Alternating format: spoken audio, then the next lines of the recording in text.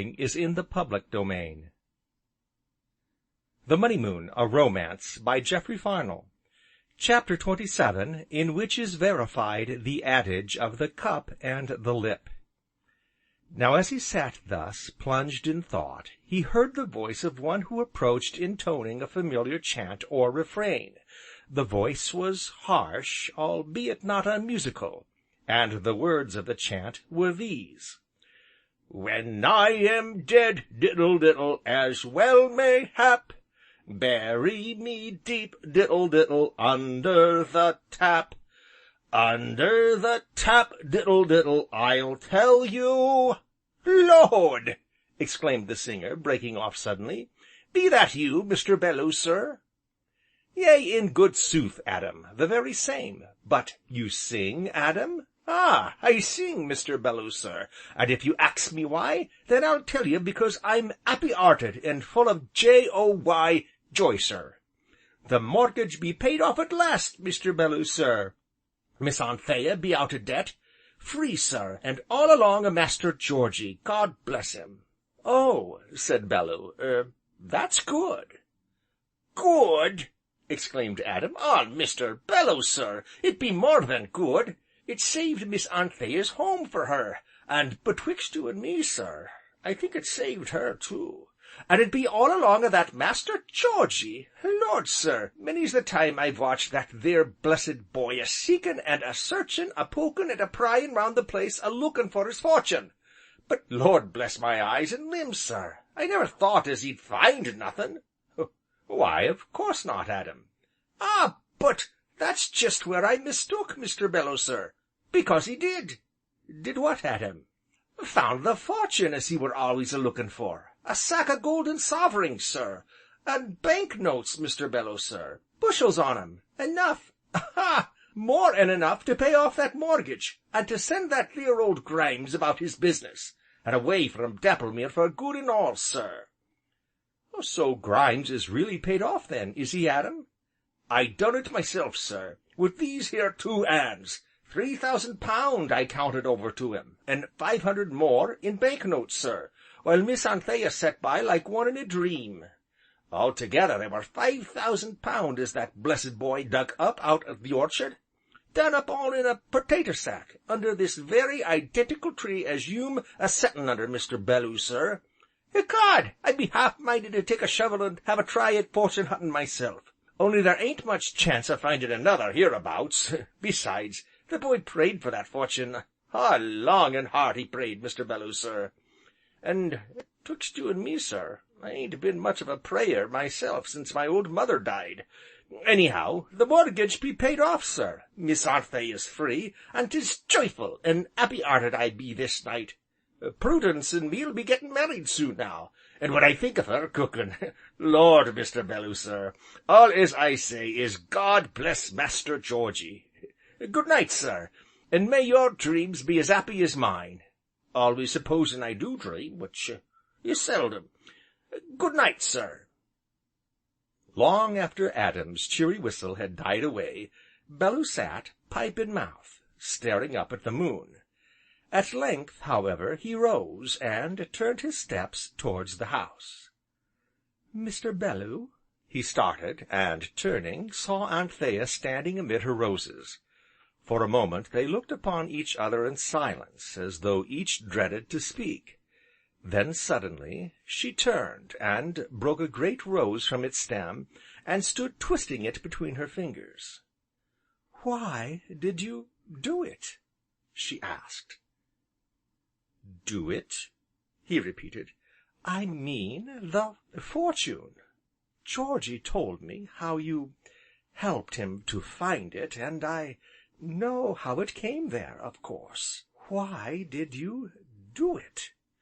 "You didn't tell him how it came there?" asked Bellew anxiously.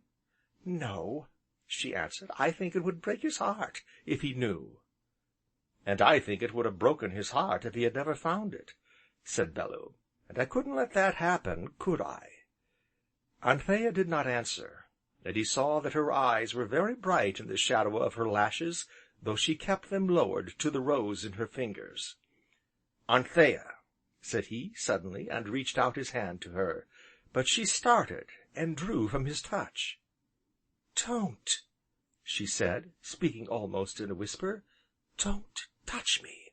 Oh, I know you have paid off the mortgage, you have bought back my home for me as you bought back my furniture. Why? I was nothing to you, or you to me. Why have you laid me under this obligation? You know I can never hope to return your money. Oh, why? Why did you do it?" "Because I love you, Anthea, have loved you from the first. Because everything I possess in the world is yours, even as I am." "You forget," she broke in proudly, "you forget everything but my love for you, Anthea, everything but that I want you for my wife. I'm not much of a fellow, I know, but could you learn to love me enough to marry me some day, Anthea? Would you have dared to say this to me before tonight? Before your money had bought back the roof over my head? Oh, haven't I been humiliated enough? You have taken from me the only thing I had left, my independence, stolen it from me. Oh, hadn't I been shamed enough?" Now, as she spoke, she saw that his eyes were grown suddenly big and fierce, and at that moment her hands were caught in his powerful clasp. "Let me go!" she cried. "No," said he, shaking his head, "not until you tell me if you love me. Speak, Anthea." "Loose my hands!" She threw up her head proudly, and her eyes gleamed, and her cheeks flamed with sudden anger. "Loose me!" she repeated.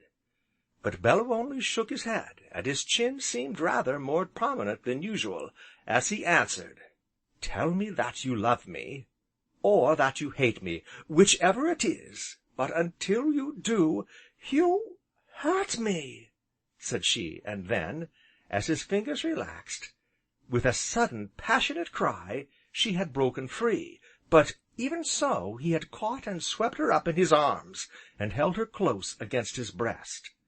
And now, feeling the hopelessness of further struggle, she lay passive, while her eyes flamed up into his, and his eyes looked down into hers. Her long, thick hair had come loose, and now, with a sudden quick gesture, she drew it across her face, veiling it from him. Wherefore he stooped his head above those lustrous tresses. "Anthea," he murmured, and the masterful voice was strangely hesitating, and the masterful arms about her were wonderfully gentle. "Anthea, do you love me?" Lower he bent, and lower, until his lips touched her hair, until beneath that fragrant veil his mouth sought, and found, hers, and in that breathless moment he felt them quiver responsive to his caress. And then, he had set her down, she was free, and he was looking at her with a new-found radiance in his eyes. "Anthea," he said, wonderingly, "why then, you do?" But as he spoke, she hid her face in her hands. "Anthea!" he repeated. "Oh!" she whispered, "I hate you, despise you. Oh, you shall be paid back, every penny, every farthing, and very soon. Next week I marry Mr. Cassilis."